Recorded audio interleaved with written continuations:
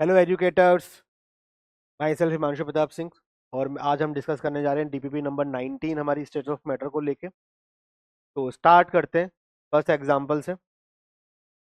First example है हमारा, if helium and methane are allowed to diffuse out of the container under the similar conditions of temperature and pressure, then the ratio of rate of diffusion of helium to methane.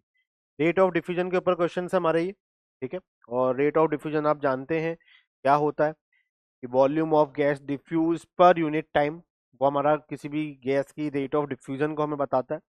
ठीक है।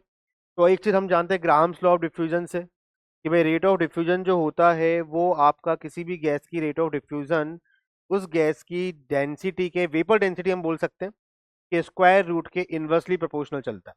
ठीक है। और क्योंकि vapour density है तो हम molar mass के फॉर्म में भी उसको रिप्रेजेंट कर सकते हैं। तो आपका जो आपका जो रेट ऑफ डिफ्यूजन है वो square root of molar mass की भी क्या चलेगा, इनवर्सली प्रोपोर्शनल चलेगा। यहाँ पर हमें दो चीजें दे रखी है, एक हीलियम दे रखा है और एक हमें मीथेन गैस दे रखी है। तो हीलियम गैस के बारे में बात की जा रही है और एक मीथेन गैस के बारे में बात की जा रही है। और हीलियम और मीथेन के बारे में जब बात कर रहे हैं हम, तो बोला जा रहा है कि भाई ये सिमिलर कंडीशंस ऑफ टेम्परेचर और प्रेशर पर हमने इनको रखा है, तो इनका रेट ऑफ डिफ्यूजन का रेशो क्या आएगा वो हमें बताना है। तो हम जानते हैं भाई रेट ऑफ डिफ्यूजन जो होता है ये square root of vapour density और similar square root of molar mass के क्या चलता है, इनवर्सली प्रोपोर्शनल चलता है। ये ग्राहम्स लॉ ऑफ डिफ्यूजन जो आप पढ़ाएंगे बच्चों को तो वहां पे ये चीज बताएंगे उनको।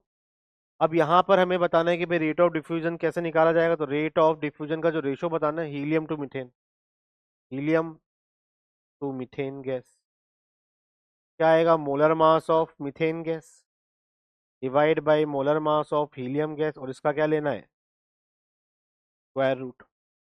ठीक है, ये ले लिया हमने। तो बताइए भाई यहाँ से जब हम इसको सॉल्व करेंगे तो क्या आ जाएगा, मोलर मास ऑफ मीथेन कितना होता है 16 ग्राम और हीलियम कितना होगा 4।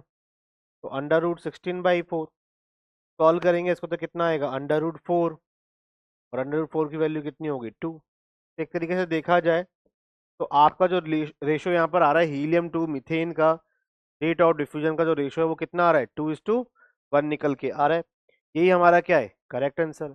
ये आपका A option is the correct answer. कुछ करना नहीं इसमें, बच्चे से गलती तो क्या होगी कि बच्चों से इस टाइप के क्वेश्चन में बस उसको रेट ऑफ डिफ्यूजन के बारे में पता होना चाहिए।